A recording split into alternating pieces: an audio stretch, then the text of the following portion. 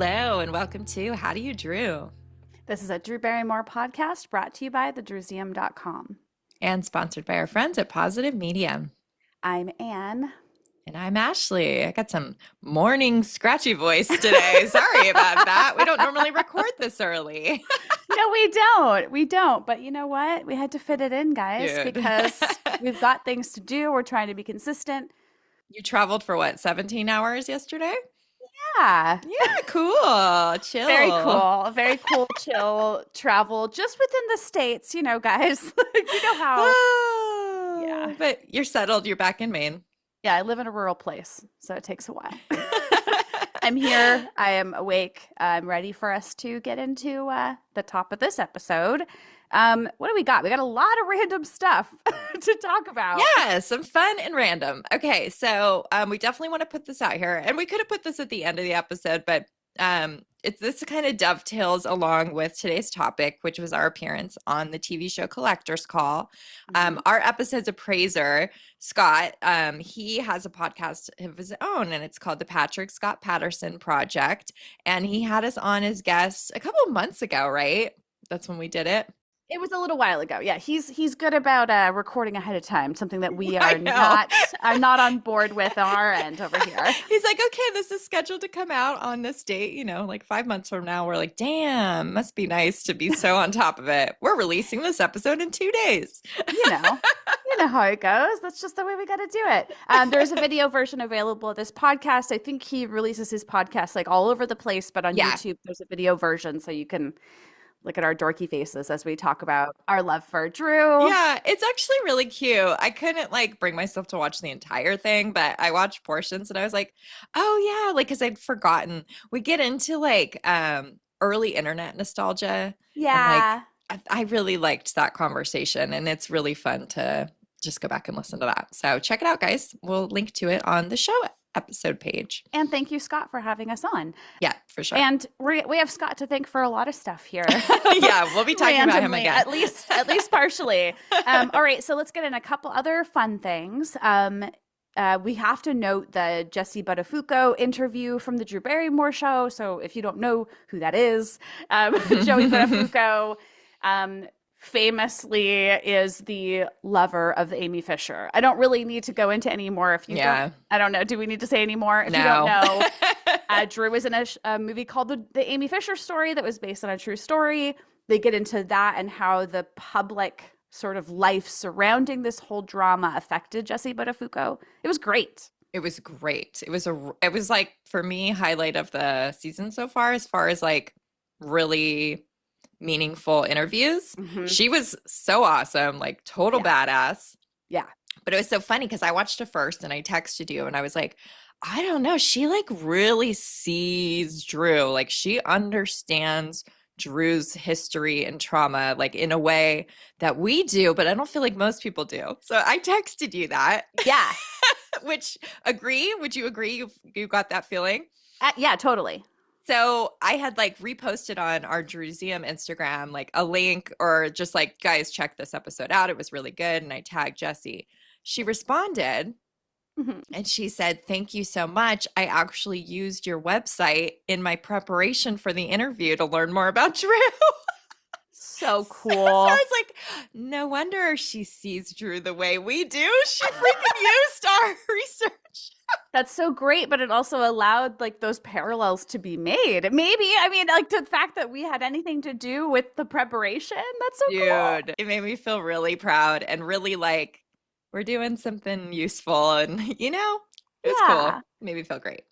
Yeah, that's just a fun little bonus. The fact that Drew is doing this and gets to host a show and talk to people who were impacted by her career in such a unique way. Not that, I don't know, it's fascinating. Definitely. Both of them talking about weird fame and infamy sort of impacting their lives. Anyway. Loved it. Yeah.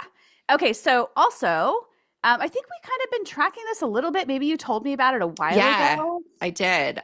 There's a new biography about Drew's aunt, Diana Barrymore. She's half sisters with Drew's dad. And it's written by Jennifer Ann Redmond, and she's been sort of promoting it as it's gotten closer and closer to coming out. I think it was the Dana Plato fan Instagram. The guy who runs that is really cool, and he messages us a lot. And I think he was the one that gave me the heads up on this. But Cool. yeah, I read like just a little bit in the Amazon sample. You know how you can like search a Yeah. term and it'll sometimes show you some. There was some very interesting, upsetting stuff about Drew's dad in there. I'm very curious to see more about this book, read it. But I did listen to the author on a podcast called Forgotten Hollywood. And man, there were definitely some really like strong parallels that I was able to draw from Diana's life and Drew's life. Like, I think it would be a very like rich thing for us to read and like just kind of learn more about that whole Barrymore curse, as they even called it apparently back in the day. Even the Barrymores themselves called it the Barrymore curse because it was like happening to so many of them. Yeah. I mean, I guess if you guys don't know, Diana had written her own book. Yeah, which I don't think I've read. Called Too Much Too Soon? Is it Too Much Too Soon? So this book is called Too Fast Too Short. I don't know if we already said that. But yeah, we have not read Diana Barrymore's other books. So maybe we should do like a special like Patreon episode about Diana or something, you know, like that would be cool. I like it. I don't know. We'll think more about this, but anyway, Jennifer Ann Redmond, very cool that like writing a book about like one of the lesser known Barrymores who also had this experience. Yeah, that was kind of her point. Like, let's not forget about her. Yep. Yeah. All right. Should we talk about some things that Drew has proclaimed her love for recently? I love love. All right. A lot. Just a couple this week. Yeah, I got a huge ass paragraph. Okay, here we go. All right. Drew loves game shows. Apollo Santo. Of course, it's a Palo Santo. Of course, a. Singular. Also, a good spanking. Woo! We need to like, woo! Sound okay. A mocktail. Val's cookbooks. Valerie Bertinelli, obviously. Drew loves collecting art. The only reason she married Will Kopelman. I'm just kidding. Okay. She loves small lamps. Okay. But don't worry, she doesn't discriminate. She also loves lamps of all sizes. Of course, true. She loves a cafe curtain, which I didn't know what that was until I looked it up. Yeah, do you know what it is? It's just like a little tiny curtain at the top like of a. At the bottom. Oh. Yeah, kind of weird. Okay. She loves when people weigh in. Okay. She loves wine and dishes. Okay. Her bestie, Rossi Ross Matthews. Oh, us too. Us too. She loves a pro tip. Okay. Enchiladas. Yeah. Yeah. She loves when things she makes work. Which is funny because I think it was like a beautiful appliance. And I do always get nervous when they use them on the show. I'm always like, oh, what if like the blender didn't work or something? Yeah, what would they have to do? After she's like, I made this, you know? Yeah. She loves chilaquiles. Me too. A weekend project. This is what we're doing right now. Yeah. She loves a Gorilla Glue. Okay. I probably should have put the pronunciation of this one on there. A guanciale, I believe is how you pronounce it, and that's an Italian cured meat. Okay. Keep it on the meat train. She also loves a Swedish meatball. Okay. A juicy ball. And finally, Drew loves dishes that balance sweet and savory really well. Me too. Which I feel like she says a lot, but this was a new format of that same idea. Specific format. Yes. Yes. Okay. I love a long list of things Drew loves because she's just always saying how much she loves things. And it's funny because I had texted you. I was like, oh, I feel like we're making her self-conscious because whatever episode I was watching, she kept saying I like instead of I love. So I'd be like, oh, no, can't include it. But there were plenty. We're good. Alas, there was no shortage at the end of this. Speaking of our friend Scott at the beginning, our mailbag has got some Scott in it. So let's go in our mailbag. You've got mail. Yeah, I think this was just like a, messaging back and forth on Instagram message. But I like plucked this one little part out of something that he said because I just thought it was very kind and it meant a lot to me, and it will to you too. Yes. Okay. So Scott said, I became interested in what you do because it's true. I stuck around listening to your podcast because the world needs more people like you, especially now. I'm going to support anyone who speaks about things they have a positive passion about. Yay. That's us. It's That's positive us, passion. for sure. That should be our subtitle. Positive passion about Drew Barrymore. So let's get into what's new with Drew. Here we go with the news, everybody. Okay, this was interesting. Mm-hmm. Flower Beauty, dead. Flower Eyewear, Alive. questionable. I don't know. I still don't understand. Okay. Alive-ish. Alive-ish on life support. Yeah. So they did these like promos on Drew's Instagram stories where it was like 5 or 6 different photos of her. They were all cute new pictures from Ramona Rosales' photo shoot. We'd seen like 2 of them. Mm-hmm. They'd been used in Us Weekly, but there was new ones, which was really exciting. And each one like listed a place that you could supposedly buy these new styles of eyewear. Mm-hmm. Some of them actually do have them on their websites. iMart Express and Asda, they did. But most of them did not, at least on the websites, including fucking Walmart. Like, we could go on and on about Walmart's website and how you can't find anything on there. Yep. And then there was also like BJ's and Chemist Warehouse and FGX. I don't know what most of these places are, but yeah, you couldn't find them on their website. So maybe they have them in person. I don't know. It's so weird. All I can think is because I know, they have them at the Walmart in middle of nowhere, Maine. Like I go into their eyewear section and there's a section of flower eyewear. Like I'm like, what? But I just wonder, like maybe they're like the online system for any of these places. It's like too hard, but it sucks because of course we want to like see all the details about it, see if there's any more, I don't know, more pictures, whatever. But yeah, so flower eyewear is out there apparently. Still thriving, hopefully. I don't know. Thriving might be a little. Yeah, who knows? If you go to any of these venues and you see them, like let us know what the display is like. I don't know, because we have no idea. It makes me want to like go back to the Walmart's area and see if like anything has changed over there. Yeah. Like I don't know. You got to take one for the team and go do that. Yeah, I guess so. I mean, Walmart's kind of, well, it's like one of the only places to go out here. Okay, so Drew wrote a foreword for the new book that designer Mikkel Welch wrote called The Forever Home. And just like a side note, Drew has done like so many random forewords for books. Yeah. Like, I guess it's a way for her to use her like name for like friends and such, right? Yep. Like, so it's really sweet. Yeah, I mean, some notable ones, of course, are like Ross's Tio and Tio, where she appears as like a little animated I still character. Need to get that. Yeah, me too. And The Misfits we've talked about by John Rosen. She did the foreword for. Anyway, there are a few more. And I just had to note that like the first line says, "I love this man." I'm like, okay, well, one more love for Drew Loves. I love everything in the world. Yes. Okay, lastly, this is the biggest and the most exciting news. The Drew Barrymore show just won 3 daytime Emmys like 2 days ago. Woohoo! Most importantly, Drew's first ever because she won for Outstanding Daytime Talk Series Host. Hell yeah! Yay, Drew! I think Kelly Clarkson always wins. So unfortunately, Drew wasn't even there. It's almost like, well, we're not going to win. So like, nobody bothered going except for Ross. Yep. But also so cool to the hairstyling and makeup team. They won for Outstanding Hairstyling and Makeup.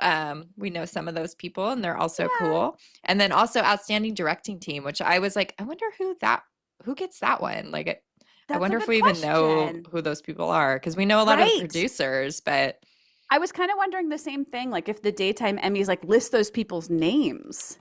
Drew Barrymore show, Outstanding Hair and Makeup. Yeah, it lists their names. Oh. Head makeup artist Lauren Gulino, makeup artist Joanna Pisani. Joanna, she did ours. And hairstylist Daniel Howell. Oh, and then hairstylist Tony Coburn. Yep, she did our hair too.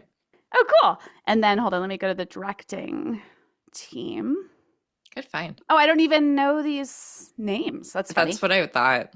Okay, the director Scott Teitelbaum, associate director Sarah Tanner, and stage managers Veda Carey and Liz Keene. I think we met Liz. Oh, yeah, we did. Liz is the one that walked us down to the set and all that. Yeah. Oh, cool. One of our friends. Cool. Okay.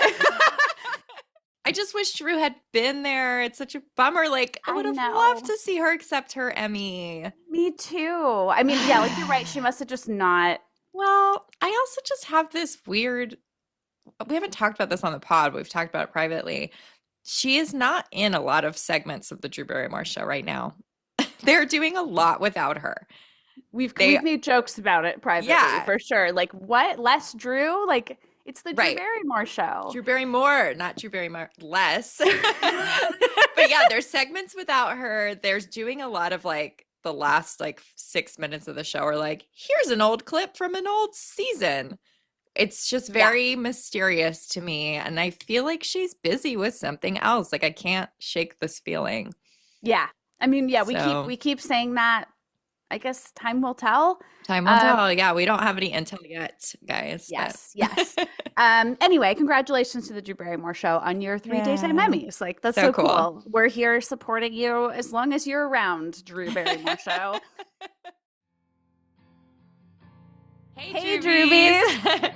We are here to tell you about our website hosts, Positive Medium, and they sponsor the podcast.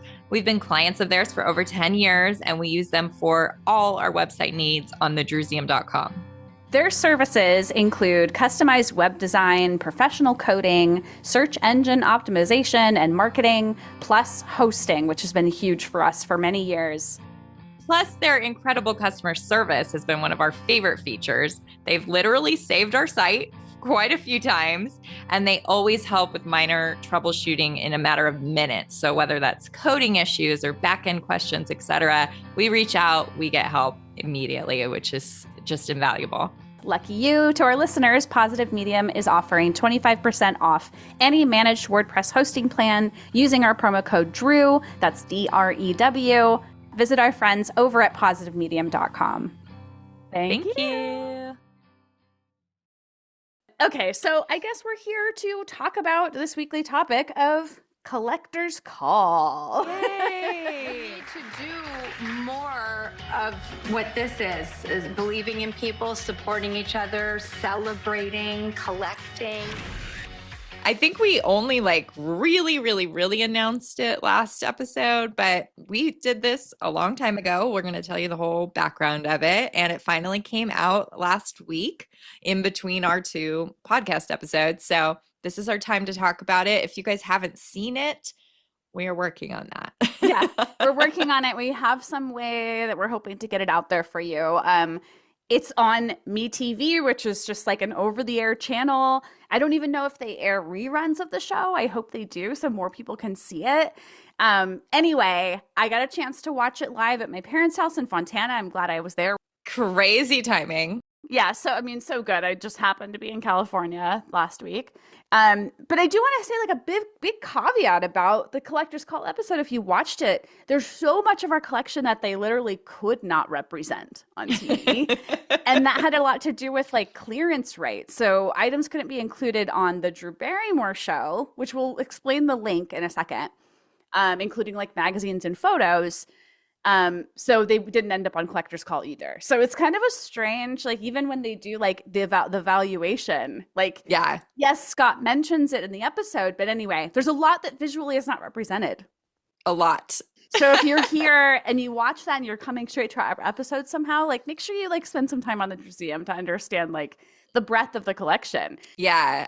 Especially, I would imagine if you're like a regular watcher of that show, which I would be if I had access to, if it was streaming, which it's not. They usually are in the person's home, and like maybe there's like a room that's dedicated to their collection, or rooms plural. And this was filmed in New York, where neither of us live, and anything that was there, we had to get there. So it was a unique situation for them, for us, and we want to tell you all of the behind the scenes info about it. Yes. Also, just another note, Collector's Call picked some items that they wanted to feature out of, we chose like 10 to 15 items that we considered like, the coolest, like top items in the collection. And some other items that weren't chosen were a test Polaroid that was taken for People magazine in, is it 82? Yeah. Mad Love production materials, some really special reference pictures for Scream special effects, a shirt from 51st States, a prop from 51st States that we did film a section about, and then they didn't use, and a shirt from Whippet. Anyway, there's lots of other cool stuff, but it's like very much so like paring it down. Like it just made me think about like the behind the scenes of like all of these episodes. Totally. Like, I know. I don't know. It's wild. It's a hard job to like, these are the things we're going to feature. Like, right. And only these. Right. And like how do they select which are the coolest? I mean, we're really happy with how it ended up, but it was just it was a very strange process. So should we get into the background? Go back in time a little bit. Let's do it. So okay. They first reached out to us just through an email way back in September 24. So I can't believe like a year ago this all began. That's wild. So as we mentioned, our fellow Drewbie, Patrick Scott Patterson, or known as Scott, he had worked with them previously doing like a video game collection episode. And he pitched the idea of an episode about a Drew collection. And obviously that would be us. Yes. That's kind of our thing. Yeah. Which was so cool. So pretty soon after that proposal, we had a fun Zoom call with, I think they're both producers. So it's Diana and Mike. I can't remember what Diana's actual title is. But the call went really well. We were like feeling the vibe. It was like clearly it felt like at that point we were talking about doing it at my parents' house in Fontana and like staging the collection in a room, because both Ashley and I do not really have our collections on display. Sadly. In ways that we used to at certain points in our lives. So it would have had to been totally staged anyway. And then it ended up being totally staged in a different way. I know, that's kind of funny, but it was still going to be the same. It was still going to be February, which is kind of funny. Right. Like just ended up, that's sort of what they had room on their schedule. So after that call, we didn't hear anything for a couple months. But we had started working with the Drew Barrymore show on a 50th birthday episode appearance at the same time. So like literally while we were waiting for Collector's Call to like get back to us, we had started this conversation with the Drew Barrymore show, which is like, we're like, wild. Why are we so important all of a sudden? We're having all these television producer Zooms. It was weird and wild. It was weird and wild. And if you want to know like the background and the history of how we appeared on that show, our episode 99 kind of talks about all that. So we're going to not get into the details of that this time around. Yes. Yes. So then we received an email in November of last year saying, we've been working with the Drew Barrymore people regarding the shoot you're doing with them. We will also be there that day to tape a special moment for Collector's Call with all of you. And I remember reading that email and being like, what?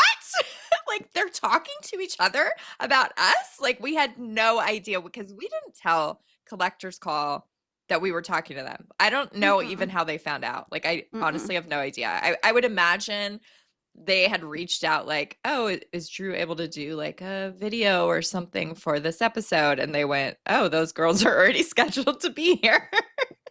So weird, guys. It was very weird. I feel like you were very like, yeah, that makes sense. And I was just like flipping out. Like I just couldn't believe it. And you were very like, oh, okay, yeah, I get it. But I also feel like just casually, we're going to be there for a special moment for Collector's Call with all of you. We're like, what does that mean? Yes, the special moment term definitely got used a lot. And we kept going, what does that look like? Like we just can't even, we have no idea. Yeah. And again, we'll talk about what that means. But yeah, so we got this like kind of casual, like we're working with the people regarding the shoot we're doing with them. Like we'll be there too. Yeah. So then we did like another important Hollywood business meeting where we went on a Zoom with producers of both shows at the same time. Anne and I were just kind of like sitting quietly listening to them make all these arrangements about us. It was a trip. Somebody even commented on it like, thanks you guys for like, we're sorry we're just like talking about you while you sit there. It was really cool to kind of see. Really cool. I actually think I have a screenshot of it. But yeah, we got to just listen to them work at the logistics of how they were going to do these two shows, both shows back to back in the CBS studio. So it was literally like, okay, Collector's Call crew will be there. The girls are going to be mic'd for both shows. We're going to film the Drew Barrymore show segment. We're going to wrap that. Collector's Call, you need to sweep in with your cameras and your crew, film this special moment, and then our collection would be moved by like the teamsters who work on the show to the rehearsal space to film the bulk of our Collector's Call episode. So it was just like, that's how it's going to go. We're like, holy shit. And like, I mean, this did actually happen and it was wild.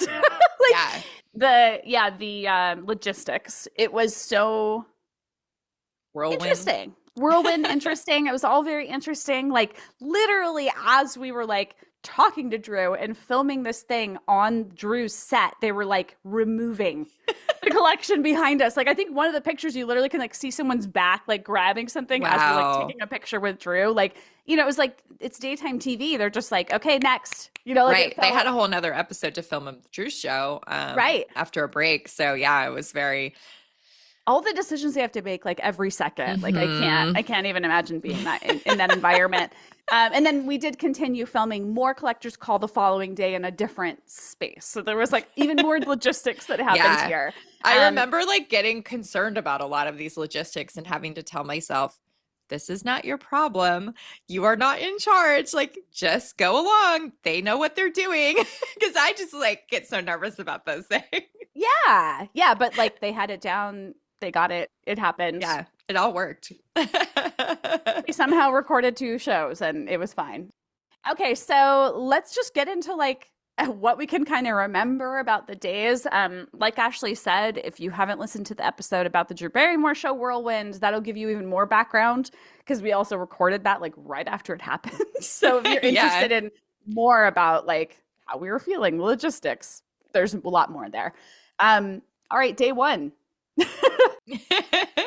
So as we said, as soon as the Drew Barrymore show wrapped their show and the audience sang happy birthday to Drew, we were there for that. I know, we're just like hovering awkwardly behind her because we couldn't move. Yeah. We had to stay there. And it's kind of cool that on the social media, like we are behind her singing her happy birthday for her 50th. It was really crazy and cool, you guys. So as we said before, Collector's Call like rolled right up on stage and started filming our special moment. Like it was within like minutes. Yeah. Like it was so fast. And I love that you noted that Douglas, Drew's dog, was at our feet. Like it was just very like, I don't know, surreal in so many ways, but that was like yet another detail. Yeah.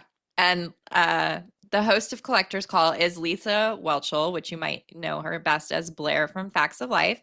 So there is like clips on the episode, which I'm glad to see these because like that's all just like a blackout for me. I don't really remember a lot, but they like announce Lisa, and so she like runs out and the audience is all still sitting there and they like clapped for her and stuff, and Drew and Lisa were really excited to see each other because they've become friendly over the years with Lisa's appearances on the show.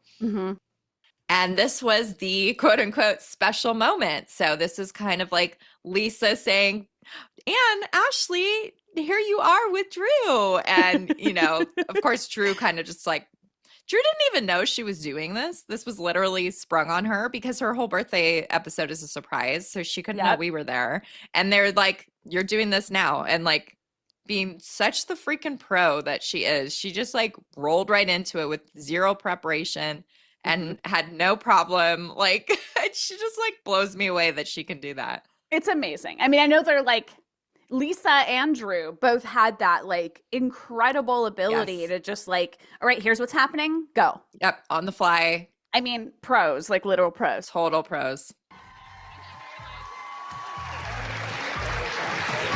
Ashley and Drew, her very self. I've known them for years, and I always brag about how the only picture I have of my mother and father together is because they were kind enough to give me that photo, and it's hung on my wall in my home ever since. My personal life has been so benefited by you guys caring enough to find things that I've never had access to. Beyond any movie paraphernalia, I have evidence of my mom and dad together thanks to you guys.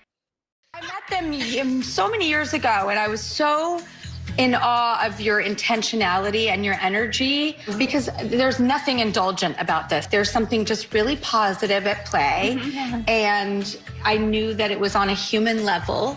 And that's all I care about. We just love to celebrate your life, and it's so rich, and there's so many lessons to be learned from you, and we're just out here to support it. Thank you guys so much. Happy birthday. Okay. I'm not crying, you're crying. Guys, listening to that again, like immediately we both started tearing up because she's talking about like us. I will never understand how we've gotten here. This is crazy. Pretty amazing, guys. And I think that we have sensed some of this stuff, like that she gets what we're there for. Like she knows we love her, but there's like nothing sinister about it. We're not creeps. Yeah, I mean, like we're creeps in our own way, but like, anyway, I think the way she described her impression of us and how that has like, we have personally benefited her life. Like what? Anyway, that special moment was really special. It was. We could have possibly have known that. Also, like after that, we're like, what did she say? Like what? Yeah. So, it was so great to see it on TV because I was like, I didn't remember any of this that she said. Like this is so cool. Right. And like while we're talking to her, there's this like look on her face that's so like touched and guys, it was insane. And they have really cool like footage like before that starts, like kind of behind the scenes of like us kind of talking to her privately, which it's just really, really, really neat. So I hope everybody gets to check it out. Yeah, it's really neat. I also was realizing in the show, they don't really explain that we were doing a thing for Drew's 50th birthday. No, we were wondering, like, are they going to explain that we're even at her show? Like, they didn't, which is kind of, you just had to know, I guess. I guess for like people who are watching it, like they just probably don't need to fill in those gaps. I guess it's like, where are they? How is this happening? I don't know. If it was somebody else, like if we were watching some other Drew fan, like have this experience, we'd be like, how? What? Totally. Anyways, that's why we're here filling in the gaps. Anyway, so like we said, once we were done with that moment, which like whirlwind, incredible, amazing moment, the items were like literally being moved into the rehearsal space, like behind us, like disappearing as we were like talking. And they did it all. Like they moved everything. They reused some of the shelving that they'd used on the Drew Barrymore's 50th show for the backdrop of Collector's Call. Like if you're paying attention, you can like see totally a lot of the same, like the way it's set up even. And then we were given lunch, which was so cool. We felt so like, I don't know, we were talent, guys. It was weird. Also, I just remembered as we were walking to the rehearsal space, Drew we saw Drew was, like coming to go up those stairs that they always film her coming down when she's getting ready for the show. We're just like, oh, hi, bye. And her assistant had the Ethel Barrymore photo that we had given her. It was crazy. Oh, yeah, we didn't even mention that. But yeah, I guess we mentioned it on our episode about the show. Yeah, we did. Another thing just about that Ethel Barrymore picture, I didn't remember that they took a picture of Drew holding it with us and Scott. And then at the end of this episode, it just appeared. We're like, whoa! Had no memory of taking that picture at all. So we'll share that one because it's really cute. So we got to have our hair and makeup touched up by Ramonda Marcoux. She's at beauty_by_Ramonda on Instagram, and she was really cool. And also I just really like how my makeup looked in the episode thanks to her touch-up, so thank you. I do remember that I brought two of the same shirt, and I had like sweat through it so badly because we were doing stuff for so long, and I just am a sweaty person. And I like went to take it off and switch into the other one, and I got makeup on it. So then it was a whole thing, but it worked out. You weren't in the room. I feel like you remember you telling me, but did you go back to the other shirt, or did you clean off the one that I think I had to, and then I like cleaned it off for the next day because we had to wear the same clothes the next day. So I had like the new shirt on the next. Oh, anyway, the things behind the scenes, the magic of television. Yes. Well, yes. Thank you, Ramonda, for making us look a little fresher after I think we'd had our makeup done. Like, what time was it when the Drew Barrymore show did our makeup? 9 or something? Yeah, 10 probably 10 in the morning. I don't remember. So then it was like 2 p.m. Yeah, I don't even know what time it was. Yeah. Okay, then it was time to film for Collector's Call. So they like had set up this thing after we ate. We were just kind of chilling, eating, and watching them like set up all the cameras, set up all the stuff. It was, I mean, all of this, we love this shit. We love the behind the scenes. Yeah, so much. love the behind the scenes. And I remember just feeling this like sense of like chill. Like I just felt so calm and comfortable at that point because I think we'd already had this huge like adrenaline spike. I think we can attribute this somewhat to the Collector's Call crew. Absolutely. Because they were amazing. they were so cool, so chill, had it together, small crew, but Small but amazing. really worked well together. Mm-hmm. And I think they kept saying thank you to us for seemingly being prepared. We can only imagine well, we've been doing this podcast, so we're used to talking to each other. Anyway, it went really smooth. So kind of the format was they went through the 6 featured items that they had chosen, and we they bring that one to the forefront, and we would give background on them, and we would take pictures posing with them. It was kind of interesting because they asked us, beforehand to prepare, how did you get it? How much did you pay? So unfortunately, I've kept horrible records of that stuff. Don't ask me why. So I had to dig so deep into old emails and looking at eBay feedback and trying to fill in the blanks. Was this that item? So a lot of it was kind of guessing work, but yeah, it just happened to be, we just don't spend a lot of money when we've been very lucky. Right. So everything we're couldn't have been more than $200. Right. And the fact that a lot of the things that they're talking about would have been collected for the museum many years ago. Yeah.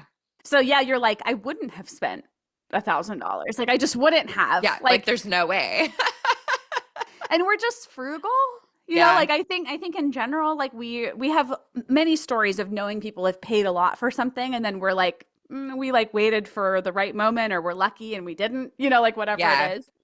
So we've been pretty lucky.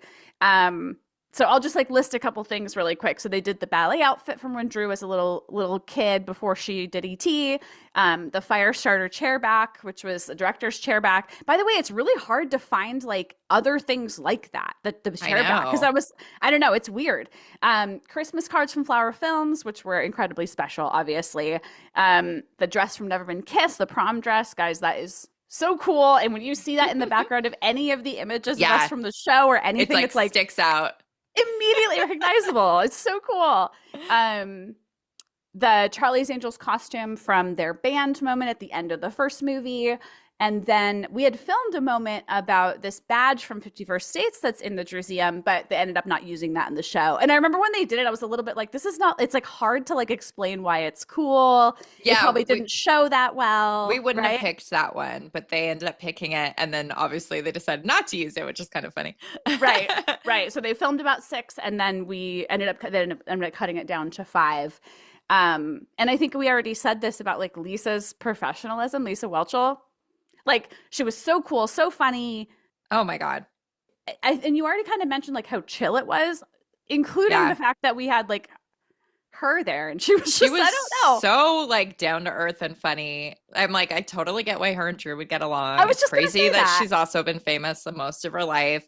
Right. She was awesome. And I was very, as we already said, I was very impressed with how on the fly she could just they'd be dude, say something like this, and she just boom, do it, so and sounds so good and at it. Have a pun in there without it was amazing. Without anything. I mean, I guess this is maybe when we talk about how lovely and down to earth Drew is, maybe it's because they've been famous their whole lives. Yeah, you know, true. I know not everyone is like this, but I don't know, just knowing how to be a human. I think they really know how to be humans. All right, so let's get into day 2 a little bit. So now at this point we've left the Drew Barrymore show, but we're just doing all the second unit. Is that what? I guess it was. Oh man, and just I love just putting myself back in that space, and it was freezing in New York, but remember we went and got really good Mexican dinner that night. It was super. And then Mike from Collector's Call.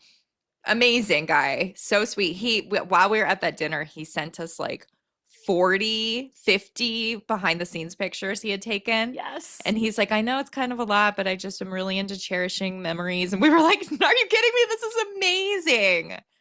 He's the reason we have them all. Yeah, we had no idea he was just taking tons of pictures behind the scenes. It was so great. Yeah, it was funny that he was apologizing for the influx. We're no, this is our jam. That was so cool. Yeah, I'm glad you mentioned that. We had a good meal. We were just pinching ourselves. In total Zen zone, whatever. We didn't know what was happening. So day 2, this was already like obviously part of the plan. So we had done the Drew Barrymore show, and we knew there was going to be a second day with Collector's Call. So they had like set up in an office building to do all the like basically like film us, like interviews with us, where they like stage the background once again with like collection items. And I mentioned that Never Been Kissed dress because there's one part where like they do Scott's interview and you could like see the Never Been Kissed dress just like silhouetted blurry in the background. It looks so cool. Yeah. But it was surreal. It was really cool. Like in one room, they were doing these like very good, like steady cam close-up shots of all the items. And they were so good about like having us bring them over, having us handle them. Like they wanted to handle the items as little as possible. They were very cool and understanding about that, which makes sense with what their show is. But it was very meaningful to us that they were like, okay, we need this item now. Like they let us bring it over. So that was happening in one room, and I have a couple like cool videos and pictures of that, but mostly we were just being present. And then in the other room, they had like these talking head one-on-one interviews with us. And we had to like set up the background, remember? Because like it was just this weird rented space that like kind of looked like a living room. And so they had us like fill in the background with whatever items that we had that we thought looked good, which was really fun. It's like, and they were like, you're barely going to see this on the show. Like, don't worry too much about it. And they were right. So just a flash. And I remember being so worried just like to like a little bit more behind the scenes. Like we had gotten our makeup professionally done at the Drew Barrymore show. Yeah. And then for the second day, I was like, I'm not going to look the same. My hair's going to look like shit. My makeup's going to look, you know, and you can't, it's so fast. And I think we look great in both. Yeah. And like, anyway, they were right. They know what they're talking about. Right. And the editing, like, I guess we're almost to the point where we're going to say the episode takeaways, but like I was so worried that day being interviewed. I kept like stumbling over my words and messing up, and I was like, they're not going to be able to use this. I was so like, and then like the little bits that are on the show, I'm like, oh, I don't sound like an idiot and I look fine. Like not at all, guys. That was also like a very that moment I remember of like sitting in the chair and the like lights and cameras were on me, and their Lisa, a different Lisa Carl, the producer, was like off to the side to ask me questions. And I had this very like, oh, this is that moment you always see in a documentary where the person's sitting down and getting ready to start the interview. I was like, I'm in that moment right now. This is so weird. It was surreal to be like, yeah, the lights are on me and they're interested in what I have to say. Like, yeah. It was weird, but it was also like, it was so validating, right? Like, I think this good thing, like for them to be interested in why we're collecting, why we love her. Like, yeah. Being treated like the experts that we are. Yeah. So, what else do we even say about like that? I guess the one other thing I'll say about like that second day about like them photographing stuff and like watching them like, you know, set up the cards with the lights and all that stuff. I was just like, whoa, this is like, it feels like to us, they're collection items, but it like, I don't know, it elevated it. This whole thing kind of elevated the things. Like I thought about the fact that like, wait, we basically have like sort of exhibited them. Yeah, finally.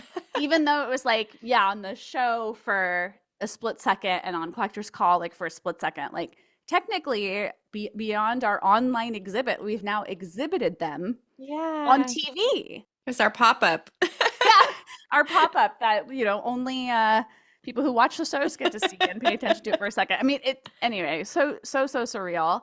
Oh, so actually watching it again, like so much time had passed.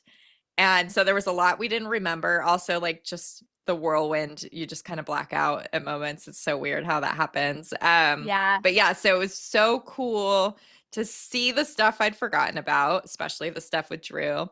It was such a like joyful and cute episode. Like there were all these fun little animations that they did that we really enjoyed. Yeah. And then we provided, you know, a lot of personal photos. Again, I'm sure that they were so like grateful to us to be those types of people that they could say, do you have a picture of this? And we were like, yep, here you go. All uploaded in this folder. Enjoy.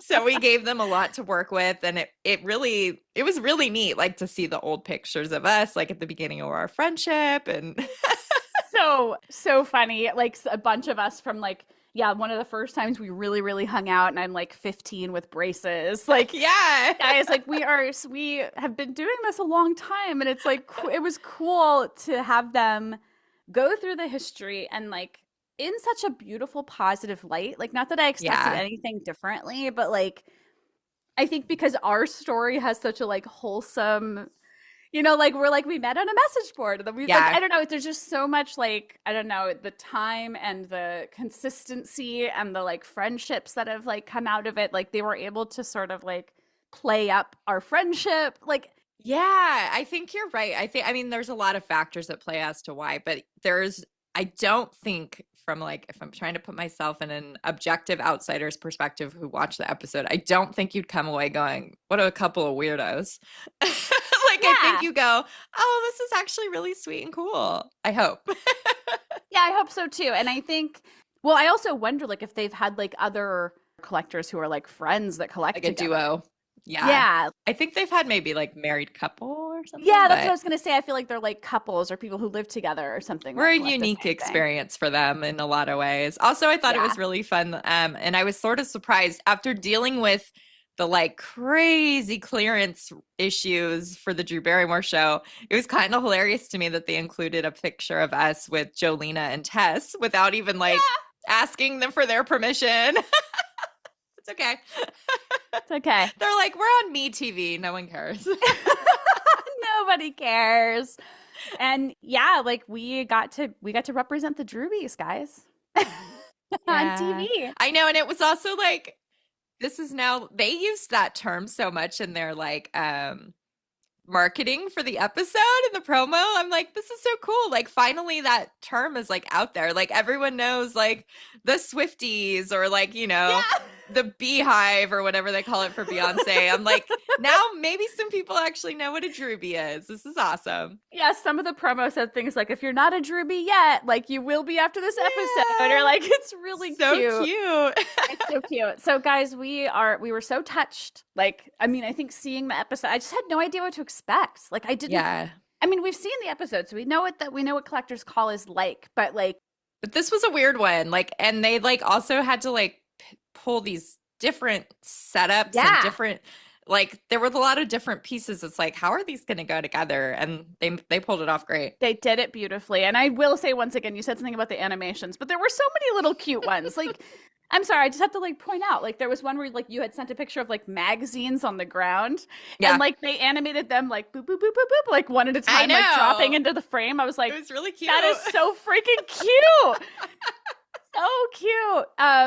Okay, so I don't even know what else there is to say. If you're here because of Collector's Call, thank you so much for coming and say hi. Let us know. Yeah, please say hi if you're here because of that. If you're one of the many friends who've reached out, like, how can I watch this? Working on getting that edited and up. I'm a little bit concerned that we won't be able to keep it up because we do not own the copyright to this. Right. I probably shouldn't even be saying that, but we're hoping that we'll be able to edit and keep it up. And if you're listening to this, it should be available. There you go. And that's the plan. And because, this is this is our exhibit. Basically, we got to exhibit for TV and the Jerseum got a little bit of play. And really cool. Like this has been our hobby. And I'll just say like another thing about it. I remember I was so stressed out. There were so many moments I was stressed out working through this. And you're like, I'm having fun. This is my hobby. Yeah. Yeah. We get to like literally our hobby became for like we didn't get paid for this, but there's so much about it that like benefited us, like validating what we do, continuing, like it's encouraging to continue what we're already doing. Yes. Like, it's just a hobby, but it's like, I don't know, it's obviously worthy of television. So it's not just like stupid. And Drew cares about it. Hello. We have benefited her life personally, quote unquote. So hobby becomes whatever is above hobby. That is not, like, I don't know, somewhere between like hobby and profession. I mean, it is technically my career that I've made out of this. I don't know. One of my friends, she watched it. She loved it. She's like, I really loved the part where they like talked about Anne's career and showed the picture. I was like, yes, like I made her take that picture because I was like, you have to include this. I'm glad they included it too. It was I thought it was fun that like they asked for pictures of me maybe working or something. And I was like, I don't know, I can take something silly. And it ended up being so cute. And it was like, even like then Lisa was able to be like, you owe your career to Drew. Like it was well done. So thanks, guys. I hope it was fun for you to hear just sort of the background of how the television is made. It's sort of fun to like just know how it all came together. It's very meta, right? It is. We're like talking about doing it. Yeah. And it was a lot of fun for us. And we hope you enjoyed hearing the behind the scenes of it. And if you liked what you heard, of course, you can rate and review and subscribe. All the things. I don't think we've gotten a new Apple Podcast review since January. Like, come on, guys, let's go. Who's going to do it first? Time. This is your personal challenge. It takes 2 seconds. And you can also leave comments now on Spotify on the episodes. So if you're listening over there, give us some stars and then tell us what you think. Yeah, please. Also, I've mentioned our website. I'm going to mention it again. Visit our website at howdoyoudrew.com to see the gallery for this episode and every episode. This will be special because we'll have a lot of showing what was happening. We'll have behind the scenes and then also the link or the embedded video of the episode will hopefully be in there. So that's where you got to go. Yes. howdoyoudrew.com and also peruse thedruseum.com. That's our museum. Guys, it's there. Go see all the stuff that wasn't included on television. Yes, the much, many things. Also, sign up for our Patreon. Patreon.com/howdoyoudrew.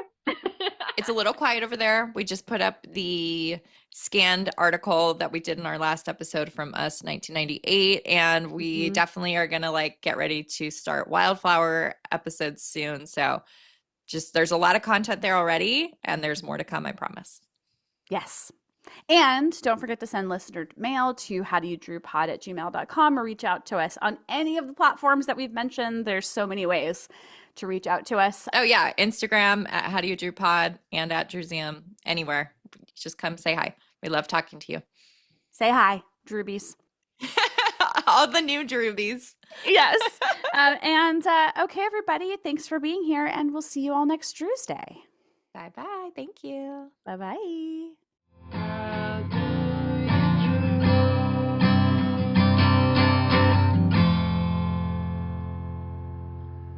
This episode of the How Do You Drew podcast was researched and produced by Ashley and Ann from thedruseum.com with help from our sponsor, Positive Medium. Special thanks to Matt Costa for our lovely theme song, Roxy Prima for our adorable logo, and last but not least, Drew Barrymore and all the Drewbies who love her. We do this for you. Thank you.